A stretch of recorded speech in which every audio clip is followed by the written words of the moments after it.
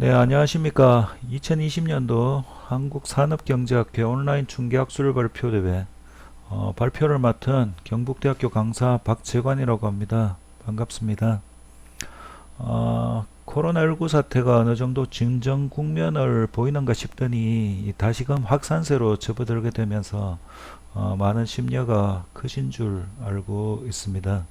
그럼에도 불구하고 이렇게 온라인으로 학술 발표 대회가 진행될 수 있게끔 물심양면으로 애써주신 이 산업경제학회 임직원 여러분들께 감사의 말씀을 전하면서 발표를 시작하도록 하겠습니다. 제가 이번에 발표하게 될 주제는 아직 완성된 논문이라기보다는 현재 연구가 진행되고 있고 많은 부분에서 좀 여러 교수님들의 고견을 청취하고자 이렇게 외람되게도 발표를 하게 되었는데요. 아직 진행 중에 있다는 점을 좀 염두에 두시고 좋게 봐주시면 감사하겠습니다. 그리고 허심탄회하게 논문의 완성도를 높일 수 있도록 다양한 따끔한 질책과 편달을 부탁드리는 바입니다. 자, 먼저 주제는 FTA 체결국들 간의 이 원산지 누적 기준의 적용이 글로벌 가치사슬의 형성에 미치는 경제적 효과에 관한 연구, 이렇게 되어 있는데요. 본격적인 내용으로 한번 들어가 보도록 하겠습니다. 자, 먼저 연구의 주제는 기본적인 주제가 다자간 FTA에 관해서 제가 연구를 몇 번 해본 적이 있는데요. 이 다자간 FTA 내에서 이루어지는 어떤 상황에 대해서 살펴보는 것이 목적이었습니다. 이 다자간 FTA가 최근에 형성이 되면서 수입국들이 역내의 여러 수출국들에 대해 그 물품을 수입하는 과정에서 각각 상이하거나 혹은 서로 동일한 원산지 누적 기준을 적용하는 이런 선택지가 주어질 수가 있을 건데요. 이러한 선택지가 주어졌을 때 어떤 원산지 누적 기준을 적용하느냐에 따라 불안정 경쟁 시장에서 활동하고 있는 수출 기업들의 어떤 경쟁력에 대해서는 어떤 영향을 미치게 될 것인가 라는 궁금증을 밝혀보기 위해서 이 연구의 주제로 잡아봤습니다. 목차는 첫 번째 서론 및 문제제기, 그리고 선행 연구에 대해서 살펴보고요.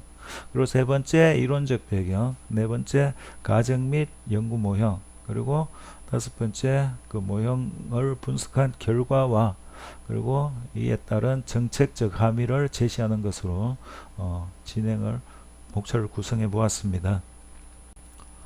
연구의 배경을 보시면 최근에 어떤 상황에 대한 설명이 나오고 있는데요. 이 글로벌 가치사슬이 범세계적으로 굉장히 강화되고 있는 이런 추세를 보여주고 있다는 겁니다. 즉, 한 나라에서 생산이 완전히 종결되는 경우가 그다지 많지 않고 오히려 여러 국가를 거쳐서 각종 원자재라든지 중간재가 수입이 된 후에 그것들을 바탕으로 물품이 만들어져서 수출이 되는 이런 상황이 연출됐을 때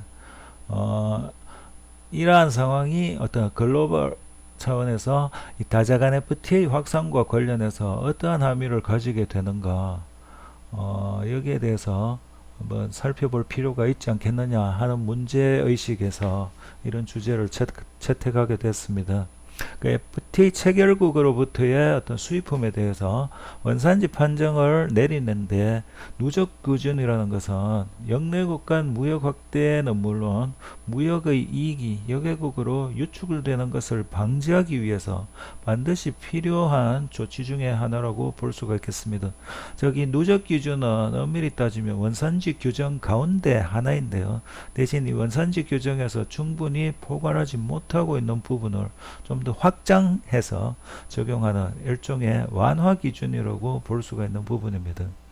특히 원산지 누적 기준의 적용과 관련해서 만약 이러한 누적 기준을 지나치게 포괄적으로 즉 느슨하게 적용을 하게 되면 공급국의 입장에서는 이 글로벌 가치사슬을 보다 효율적으로 활용할 수 있고 이를 통해서 보다 큰 이익을 얻을 수 있는 기반으로 작용할 수가 있겠지만 수입국의 입장에서 봤을 때는 관세 수입이 감소한다든지 혹은 특히 이 불안정 경쟁 시장 같은 경우에는 독점지대가 수출국으로 유출되는 것과 같은 이런 피해를 입을 수도 있게 된다는 점이 그 특징이 되겠습니다. 그렇기 때문에 결과적으로 이러한 원산지 누적 기준을 바람직하게 적용한다는 것은 결국 수입국과 수출국들 간에 첨예하게 대립되고 있는 어떤 이해관계를 적절하게 조정함으로써 영내국 간 분업구조 및 글로벌 가치사슬의 활용에 대해 중요한 의미를 가지는 것이라고 볼 수가 있다는 것이죠. 그래서 본 연구에서 추구하는 목적은 이 수입국과 수출국들 간에 이루어지는 어떤 2단계 순차 게임을 활용해서 다음과 같은 사실들을 증명하는 것이 그 목적이 됩니다. 일단 증명의 대상이 되는 내용은 첫 번째, 원산지 누적 기준을 차별적으로 적용할 수도 있고 혹은 동일하게 적용할 수도 있는데, 이 차별적으로 적용할 경우에는 이 근시안적인 수입국 정부 입장에서는 이 단기적인 어떤 후생 극대화라는 목표를 달성하는 데에 훨씬 도움을 줄 수 있는, 즉 우월 전략이 될 수 있다는 것이죠. 자, 그렇지만 이 장기적으로 봤을 때 이 FTA의 원산지 누적 기준을 확대해서 적용하는, 즉 다자 누적을 함으로써 이 글로벌 가치 사슬의 구축 및 활용이 보다 유연하게 이루어질 수 있게 되고, 그로 인한 혜택은 궁극적으로 이 수입국의 후생을 장기적으로 향상시켜 줄 수 있다는 것을 보여주는 것이 목적이 됩니다. 결국 이 다자 누적은 공급 측면에서는 어떤 개도국보다는 선진국들의 이익을 향상시키고, 반면에 개도국들의 이익은 반감시키게 되는 이런 문제점을 나타내게 됩니다. 동시에 이 수입국의 전체적인 후생 수준을 감소시키게 되는 것도 사실입니다. 자, 그럼에도 불구하고 세계 전체의 후생은 오히려 증가할 수가 있다는 것을 우리가 이론을 통해서, 모형을 통해서 도출해낼 수가 있었는데요. 이러한 결과는 결과적으로 결국 장기적으로 이 수입국에 대해서도 어떤 중요한 장점으로 그 후생의 정대를 도모할 수 있는 이런 조치가 되기 때문에 이 수입국들을 설득할 수 있는 어떤 효과적인 설득 전략이 필요하지 않겠느냐 하는 것이 저희의 어떤 연구의 함이라고 볼 수가 있겠습니다. 예, 연구 방법으로는 저는 일단 분석의 대상이 되는 시장을 불안정 경쟁 시장으로 봤고요. 그리고 꾸르노 복점 경쟁 모형, 총 4개의 국가가 등장을 하게 됩니다. 2개의 수출국이 서로 경쟁을 하는데, 이 2개의 수출국은 각기 생산비 수준이 다른, 즉 기술 수준이 다른 두 나라로 설정을 해봤습니다. 즉 기술적인 선진국과 개도국으로 나눠지게 되고요. 이러한 국가들은 모두 자국에서 생산을 해서 수입국으로 물품을 수출을 해서 공급을 하는 이런 경쟁을 펼치고 있는데, 이때 두 기업은 가격 경쟁이 아닌 수량 경쟁을 행하게 된다는 점, 꾸르노 복점 경쟁 모형을 사용해서 분석을 시도하고 있다는 점이 그 특징이 되겠고요. 그리고 수입국 정부는 이러한 과정에서 어떤 관세 수입을 극대화시키고, 그리고 독점 지대를 이 수출국으로부터 수취하고자 하는 렌트 시킹 행동, 즉 지대 추구 행동을 수행한다는 가정을 두고 모형을 진행하고자 합니다. 그리고 게임 이론을 도입해서 2단계 순차 게임의 형식으로 진행이 되는데, 이거는 뒤에 다시 설명을 드리고요. 여기에 대해서 이제 역짐기납법으로 게임의 어떤 균형회를 탐색해 나가는 것을 그 목적으로 하는 것이라고 볼 수가 있겠습니다. 이런 방법으로 연구가 진행된다는 것, 그 일반적인 어떤 전략적 무역 정책 모형하고 상당히 유사한 모형이라고 볼 수가 있겠습니다. 그 연구의 구성은 앞서 말씀드린 바와 같이 바로 다음에 이어지는 부분에서 이 선행 연구와 그리고 이론적 배경들을 한번 살펴보고요. 그 다음 모형에 대한 가정과 그 수리적 분석을 시도를 해보고, 그리고 분석 결과를 바탕으로 결론을 제시하면서 동시에 정책적 함의를 제시하는 이런 방식으로 진행이 되고, 그리고 마지막으로 이러한 연구가 가지고 있는 어떤 한계와 그리고 후속 연구를 위한 어떤 과제를 제안하는 이런 방식으로 연구가 진행된다는 거 발표가 진행되겠습니다. 그럼 이제 구체적인 서론 및 문제 제기 한번 들어가 보도록 하겠습니다. 자, WTO 체제가 급속하게 위축되면서 FTA를 중심으로 한 어떤 글로벌 차원의 자유무역이 확산되는 현상이 보여지고 있는데요. 이러한 WTO의 다장간 접근 방식에 비추어 FTA의 쌍무적 무역 자유화에 대한 접근 방식은 많은 취약점을 내포하고 있다는 거죠. 즉 WTO를 중심으로 하는 다자간 체제에서는 MFN이라는 아주 중요한 근본적인 무역 확대를 위한 규칙이 존재하는데 FTA는 그런 규칙이 존재하고 있지 않기 때문에 기본적으로 역내우선 역의 차별이라는 속성을 내포하고 있고 이러한 차별적 속성으로 인해서 여러가지 취약점을 내포하고 있다는 것입니다. 그렇기 때문에 외형적으로는 FTA를 체결 확대를 통해서 무역 자유화가 굉장히 확산되는 것처럼 보여지기는 하지만 실질적으로 내면적으로는 오히려 이 각국들의 어떤 보호무역주의적인 조치를 강화시키는 모습을 보여주기도 한다는 점에서 이것은 매우 우려스러운 어떤 모습으로 비춰지고 있다는 것이죠. 특히 이 FTA 같은 경우는 이 체결 국가들 간의 합의를 통해서 무역의 규범 및 관행을 자의적으로 설정할 수 있는 여지가 매우 크기 때문에 각종 비전형적인 기준들, 전형적으로 이 WTO 체제에서 활용되던 뭐 어떤 규제가 이루어지고 있던 이런 어떤 기준들과 대비해 봤을 때 비관세 장벽으로 작용될 가능성이 상당히 높다는 것입니다.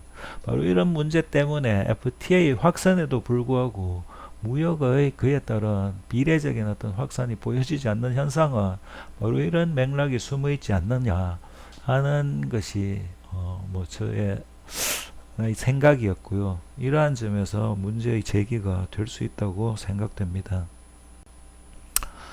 특히 이 가운데에서 이 원산지 규정은 이 FTA 역내국들 간의 무역을 확대하고 또한 역외국의 무임승차를 방지하기 위한 목적으로 모든 FTA에서 필수적으로 채택하고 있는 조치이다.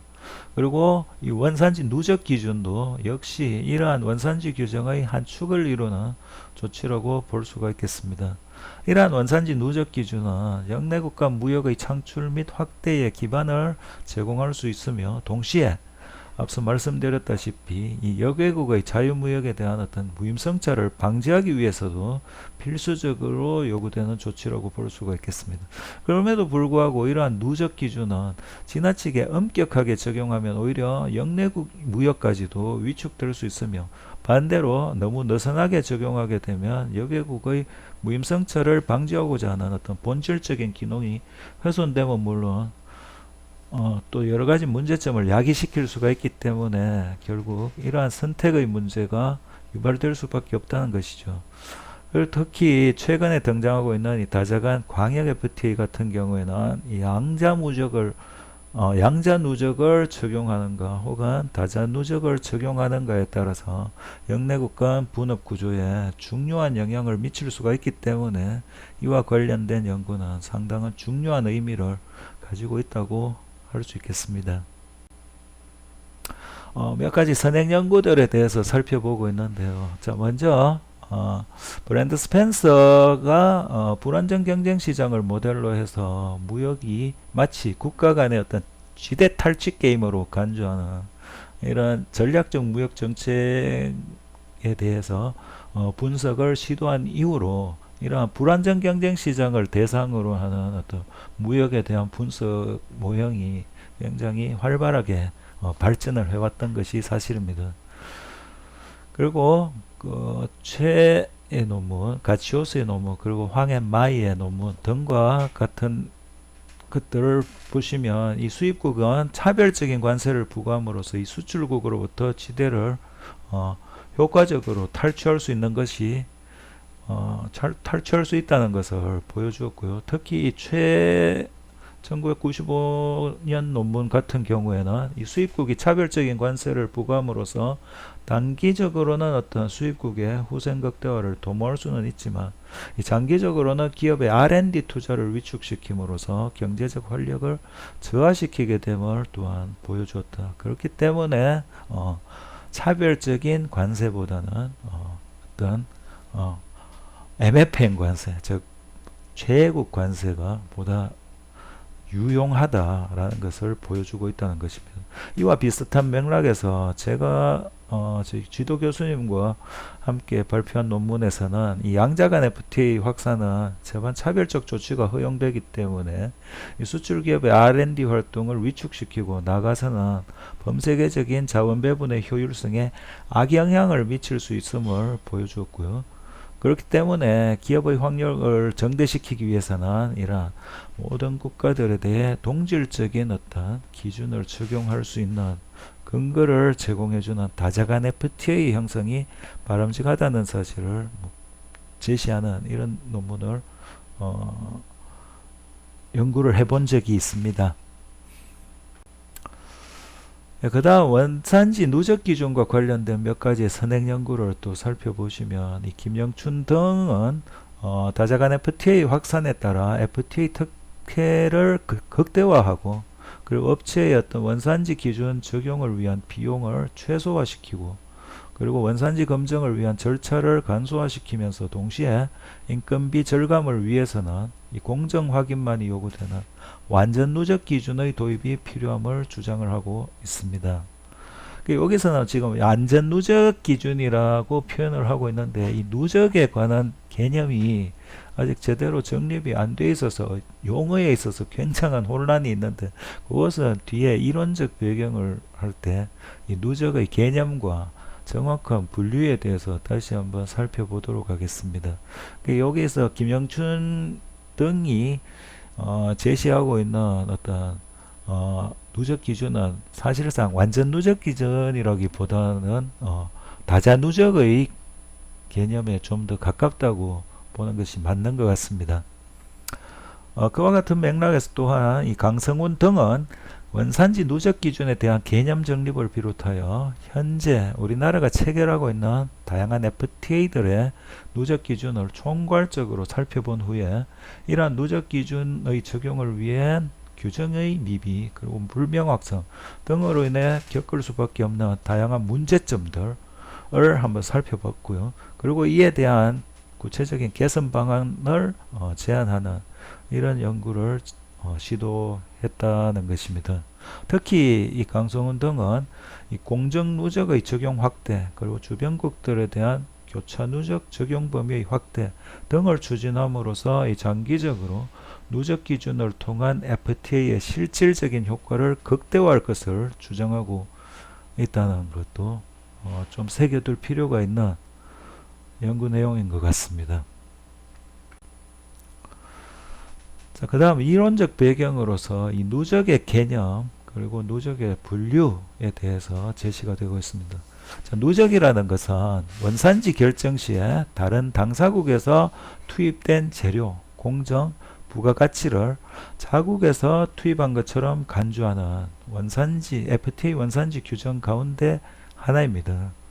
그 FTA에서 일방 당사국에 의해 완전히 생산되거나 실질적인 변형이 발생할 정도의 가공을 수행한 경우 그 해당 국가를 원산지로 인정을 하게 되는데 이러한 누적 기준이라는 것은 이러한 원산지로 인정되는 국가를 어디까지로 볼 것이냐 하는 문제로서 결국 원산지 인정에 있어서의 어떤 그 기준을 확장시키는 원산지 기준을 보완하는 하나의 기준이라고 볼 수가 있겠습니다.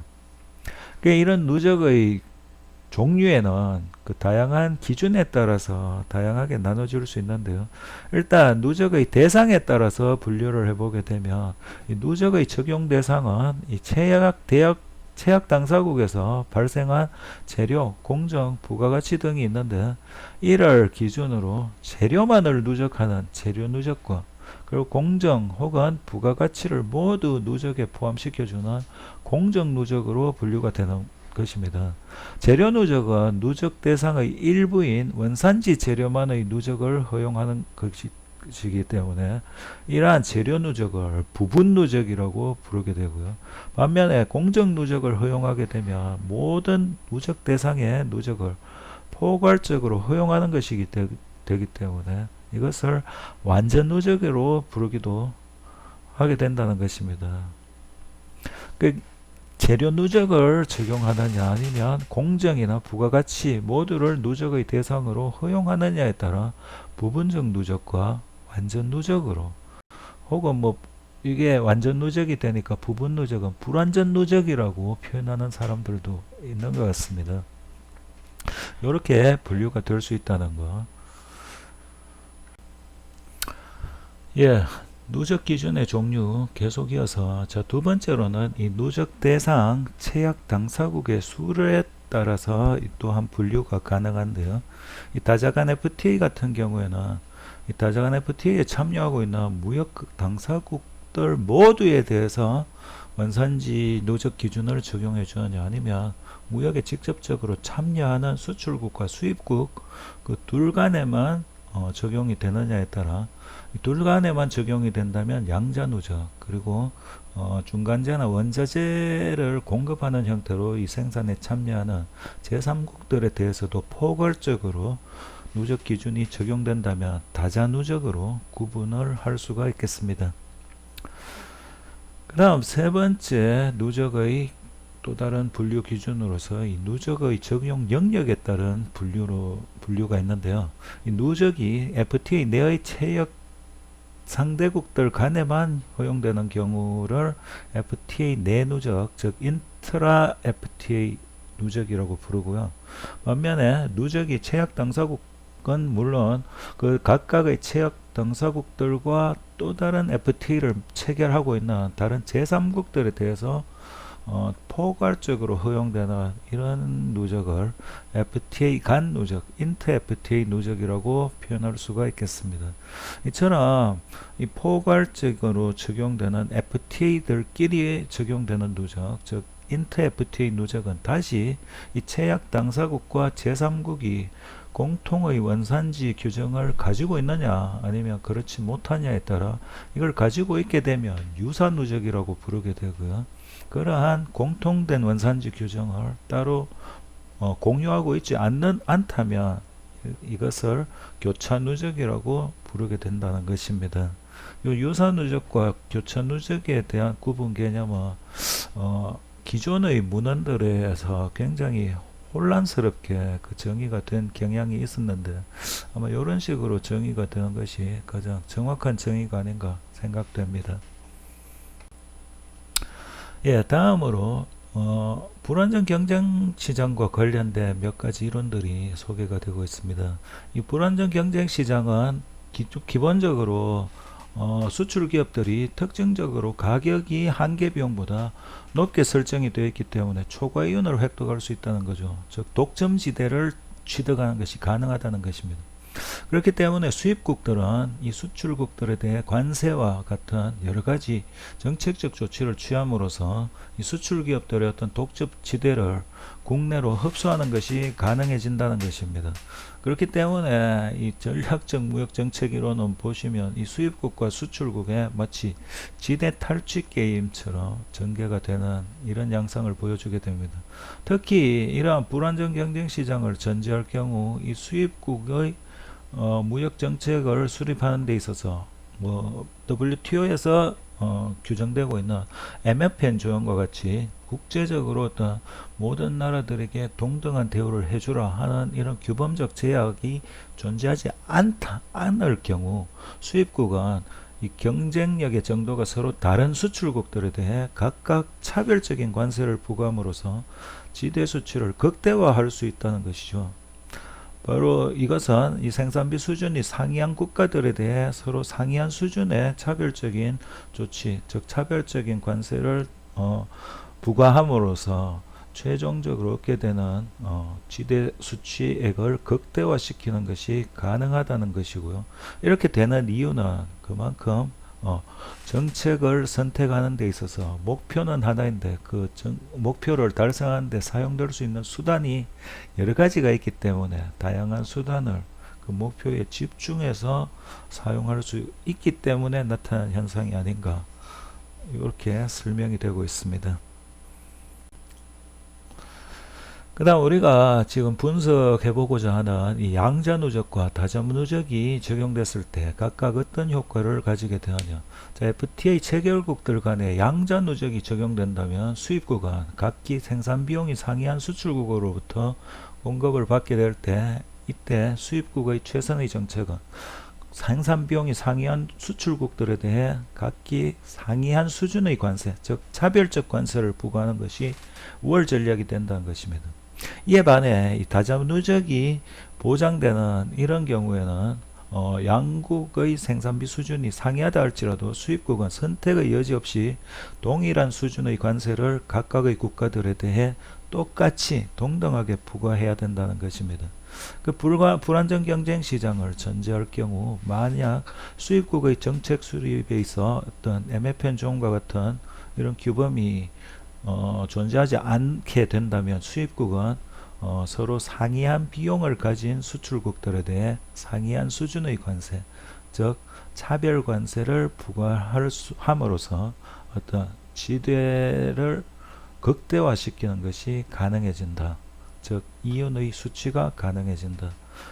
이렇게 되는 이유는 결국 차별적인 조치를 취하는 것이 동일한 조치를 취하는 것보다 선택의 폭이 넓어지기 때문이다 라는 것이겠죠. 우리가 지금 이 모형을 통해 분석하는 것은 양자적 누적이라는 것이 결국 수입국이 자신의 이윤을 극대화시키기 위한 목적에서 선택하게 되는 이런 가능성이 높은 이런 시스템이라는 것입니다. 그렇지만 우리가 상식적으로 생각해 봤을 때 범세계적으로 어떤 글로벌 가치 사슬을 확장시키고 그리고 생산의 효율성을 증대시키기 위해서는 다자 누적이 훨씬 바람직할 것입니다. 그렇지만 이 다자 누적이 내재적으로 자발적으로 적용될 여지는 존재하지 않는다는 거죠. 왜? 수입국은 그것이 오히려 불리하기 때문에. 바로 그렇기 때문에 이 수입국들을 다자 누적으로 유도할 수 있는 제반 설득력 있는 조치들이 있어야 된다는 것이 우리 연구를 통해서 제시하고 있는 어떤 함의가 아닌가 생각됩니다. 자, 그렇다면 이제 본격적인 모형으로 들어가서 자, 일단 게임의 전개 과정을 먼저 살펴볼 텐데요. 자, 먼저 1단계에서 수입국 정부는 FTA 체결국들에 대해 어떠한 누적 기준을 적용할지에 대해 비가역적인 의사결정을 행하게 된다. 만약 양자 누적을 행하게 되면 각 수출국이 사용한 중간재에 대해 최적의 관세를 각각의 FTA마다 다르게 적용할 수가 있을 겁니다. 그죠? 각 수출국 등마다 다르게 적용을 하겠죠. 반면에 다자 누적이 적용된다 그러면 각 수출국이 사용한 중간재에 대해 동일한 관세를 일관되게 부과해야만 되겠죠. 자, 이러한 것들이 먼저 1단계에서 수입국에 의해 선택이 되면 2단계에서는 수출국들이 이 수입국이 어떠한 누적 기준을 적용하는지를 보고 자신의 최적 생산량을 결정하게 됩니다. 양자 누적의 경우 보다 적은 생산량을 선택하게 될 것이고 다자 누적의 경우에는 보다 많은 생산량을 선택하게 될 것이다 라는 것이죠. 이제 구체적인 각 기업들의 어떤 함수들을 소개하고 있는데요. 일단 간단하게 보고 넘어가도록 하겠습니다. 수출 기업의 이윤 함수는 총 판매 수입으로부터 생산비, 그리고 중간재 도입에 사용된 비용, 그리고 관세로 납부하는 금액을 모두 뺀 값을 총 수출량의 곱한 값이 되겠죠.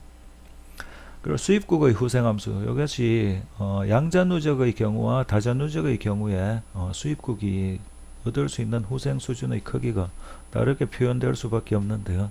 이거는 당연히 양자 누적 같은 경우에는 각각의 국가에 서로 상이한 관세가 부과되기 때문에 TMI와 TMJ가 서로 달라지게 됩니다. 반면에 다자누적 같은 경우에는 TMI가 통일되게 되겠죠. 하나의 단일한 관세 수준이 된다는 것입니다.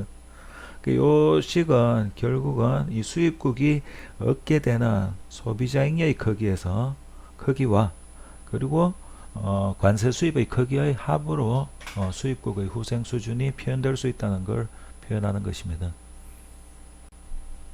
자, 이런 앞서 봤던 수입국의 후생 함수와 그리고 기업의 이윤 극대화 함수를 바탕으로 해서 양자 누적이 이루어지는 경우 최적의 생산량 그리고 최적의 관세 수준 등을 찾아볼 수가 있을 건데요. 이것들을 찾아보면 이렇게 나오는 것이고요. 양국 간 생산량의 차이가 중요한 것이 여기 보시면 2비분의 CJ-CI 플러스 CJK-CIK 이런 수준으로 주어진다는 거. 이거는 잘 기억해 두실 필요가 있는 게 요 다음에 등장하는 다자누적의 경우와 대비해 봤을 때 정확하게 절반 수준으로 바뀐다는 것입니다. 양국 간 생산량의 차이가 지금은 2비분의 위에 양국 간 생산비의 차이가 되는 것인데요. 자, 요게 요 다음 장을 보시면요. 예, 다자누적의 경우에는 최적 생산량이 약간 달라지겠죠. 당연히 최적 관세 수준도 두 국가에 각각 적용하는 수준이 아니고 동일한 관세 수준이 적용되기 때문에 그리고 이러한 결과로 양국 간의 생산량의 차이는 보니까 앞서는 2비분의 위에 분자가 됐었는데 지금은 비분의 분자 분자는 똑같은데 밑에 나눠지는 비지수가 절반으로 줄게 됩니다. 그렇기 때문에 양국 간 생산량의 격차가 이만큼 2배만큼 커진다는 거죠. 즉 이 말은 생산비가 상대적으로 낮았던 I국은 생산량이 늘어나게 되고요. 동일한 누적 기준을 적용하기 때문에 즉 다자 누적이 적용될 때 생산량이 늘어나게 되고 반면에 생산비가 높은 수준인 J국은 생산량이 줄어들므로써 양국 간의 생산량 격차가 그만큼 더 커진다는 것입니다. 이것은 결국 기술 수준이 높은 국가들이 낮은 국가들에 비해서 다자누적을 적용했을 때 훨씬 그 기술상의 격차를 활용할 여지가 커지므로 이 어떤 생산의 효율성이 향상되는 그리고 범세계적인 측면에서 봤을 때 자원 배분의 효율성이 향상되는 결과를 가져온다는 것입니다. 예, 결론으로서 이 양자누적과 다자누적에 있어서의 어떤 성과의 차이가 제시되고 있는데요. 총생산량은 기본적으로 양자누적을 채택하든 다자누적을 채택하든 바뀌는 부분은 없습니다. 그렇지만 기술 수준이 높은 선진국의 경우에는 다자누적에서 생산량이 늘어날 것이고 개도국은 양자누적이 훨씬 생산량이 많은 걸로 나타나겠죠. 당연하게도 이러한 결과로 인해 생산량의 격차는 양국 간의 생산량 격차는 다자누적이 양자누적보다 훨씬 커지게 됩니다. 생산량의 격차가 커지니까 기업들이 누리는 이윤의 격차도 당연히 다자누적이 커지게 되는 것이고요. 반대로 수입국의 후생 수준은 앞서 봤듯이 수입국의 후생 수준은 소비자 잉여와 그리고 수입국의 관세 수입의 합으로 표현되는데 소비자 잉여는 좀 더 늘어나는 측면이 있지만 관세 수입은 현격하게 줄 수밖에 없기 때문에 전반적으로 봤을 때 수입국의 후생 수준은 다자누적보다 양자누적이 훨씬 크게 됩니다. 즉 수입국은 다자누적을 자발적으로 채택할 요인이 존재하지 않는다는 것이죠. 그렇다면 이러한 수입국의 후생 수준 그리고 각 기업들의 이윤 수준 이런 것들을 모두 합친 세계 전체의 후생 수준은 어떤 식으로 바뀌게 되느냐. 이것은 보니까 기업의 경우에 있어서 선진국 기업들은 유리해지고 개도국의 기업들은 불리해지고 그리고 수입국도 불리해지지만 이 모든 당사자들의 이 후생 수준의 크기를 총 합치게 되면 다자누적이 양자누적보다 훨씬 커지는 이런 결과로 나타난다는 것을 확인할 수 있었습니다. 예, 그렇기 때문에 이러한 결론으로부터 우리가 찾아낼 수 있는 몇 가지 함의를 간추려 봤는데요. 이 다자누적은 비록 수입국의 후생을 일시적으로 감소시키기는 하지만 장기적으로 봤을 때는 이 수출국들 간의 어떤 경쟁을 보다 촉진시킴으로써 수입국의 소비자들의 후생 증가에 기할 것임을 예상할 수가 있습니다. 이건 바로 소비자 잉여가 향상된다는 사실로부터 확인할 수 있는 부분이고요. 그리고 다자누적은 양자누적에 비해 수출국들의 글로벌 가치사슬을 활용한 생산을 촉진시키고 범세계적 차원의 자원 배분의 효율성을 극대화시키는 데에 기여할 수 있는 중요한 장치가 될 수 있다는 것이죠. 그리고 다자누적은 양자누적에 비해 수출 기업들 간의 격차를 확실하게 보장해 줌으로써 어떤 기술 개발을 촉진하기 위한 동기를 강하게 자극할 수가 있게 된다는 것입니다. 기술 개발을 통해 어떤 비용상의 격차를 늘리면 늘릴수록 그만큼 시장 점유율은 크게 확대될 수가 있기 때문에 그렇겠죠. 이상과 같이 이 다자누적은 양자누적에 비해 세계 전체의 후생을 향상시키는 방향으로 분명히 작용한다는 사실을 우리가 살펴볼 수가 있었는데요. 자, 그렇지만 계속 이어서 보시면 그럼에도 불구하고 이 수입국의 입장에서는 이 다자누적이야말로 관세 수입의 감소를 가져올 뿐만 아니라 또한 이 수출 기업들이 기존에 누리고 있던 독점지대를 수입국이 가로채는 것을 가로막는 수단으로 작용하게 됨으로써 이 다자누적을 자발적으로 적용할 수 있는 수입국은 존재할 수가 없게 된다는 것입니다. 수입국의 자발적 선택에 의해 다자누적이 이루어지기는 어렵다는 거죠. 그렇기 때문에 이 다자간 FTA 내에서 이 누적 기준의 적용에 대한 협상이 이루어지는 경우에는 이 수입을 주로 행하는 국가, 물론 모든 나라들은, 웬만한 나라들은 FTA 내에서 수출도 하고 수입도 하겠지만 그 과정에서 수입을 훨씬 많이 하는 경향이 있는 이런 나라들 같은 경우에는 다자누적을 반대할 명분이 굉장히 클 겁니다. 그렇기 때문에 이 수입국을 설득할 수 있는 어떤 논리의 개발 등이 반드시 필요로 되어질 것으로 여겨지고요. 이와 더불어 이 영내의 개도국들도 역시 다자누적의 적용으로 인해 경쟁력의 감소를 겪을 것으로 예상되겠죠. 당연히 그럴 겁니다.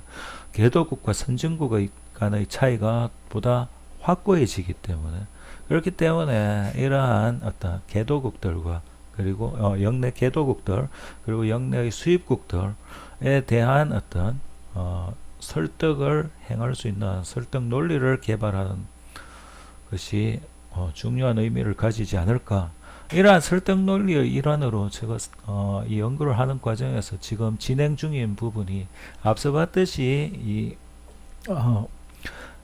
앞서 봤던 모형에서는 암묵적으로 이 두 재화가 서로 차별화되어 있지 않아 동질적인 재화라는 가정하에서 이 분석이 진행됐었는데요. 두 재화 간의 어떤 차별성의 정도가 약간 높아지게 되면 수입국의 후생의 감소 수준이 약간 차별화의 정도가 높아질수록 줄어들 수 있다는 사실을 또한 발견할 수가 있는데 이것을 비교해서 어떤 논문으로 논문화시키는 이런 작업을 제가 진행 중에 있습니다. 나중에 기회가 닿는다면 그 부분에 대해서도 한번 따로 발표를 해볼 수 있는 시간이 됐으면 좋겠지만 일단 이번 발표를 통해서는 이 동결적인 재화에 대한 부분만 집중적으로 발표를 하도록 하겠습니다. 마지막으로 연구가 가지고 있는 어떤 한계와 그리고 후속 연구를 수행하는 연구자들에 대한 어떤 숙제를 제시해 보겠는데요. 먼저 연구의 한계로서는 이 지나치게 단순화된 모형을 바탕으로 굉장히 엄격한 가정하에 도출된 결론이기 때문에 과연 현실적으로 적용할 수 있을까 하는 한계에 있어서는 약간 더 정교한 모형을 이용한 분석을 좀 제시하는 바이고요. 그럼에도 불구하고 어떤 직관적인 예측과 일치하는 결과를 보여주고 있으며 그리고 다자간 FTA의 확산 과정에서 관련 정책을 입안할 때에 나름대로 중요한 통찰력을 제공하고 있지 않나 하는 이러한 이의도 생각해 볼 수 있다는 거 요걸 지적을 하고 싶고요. 그리고 후속 연구자들을 위해 남기는 어떤 숙제에 해당되는 부분인데요. 보다 현실적인 다양한 가능성들을 이 모형 내에 도입함으로써 보다 정교하고 좀 더 현실에 적용 가능한 결과물을 제시할 수 있지 않을까 생각되고요. 그리고 우리는 지금 수량 경쟁을 행하는 꾸러노 모형에 방점을 두고 분석을 시도했는데 실질적으로 가격 경쟁을 행하게 되면 약간 다른 결과가 나올 것이라는 걸 쉽게 짐작할 수 있습니다. 이러한 부분에 대한 어떤 후속 연구도 이루어지면 좋지 않을까 생각됩니다. 네, 이것으로서 저의 발표를 모두 마치도록 하겠습니다. 상당히 긴 시간 끝까지 잘 들어주셔서 감사드리고요. 그리고 이 코로나19 사태가 완전히 종식되지 않은 이런 상황에서 항상 건강하시기를 바랍니다. 감사합니다.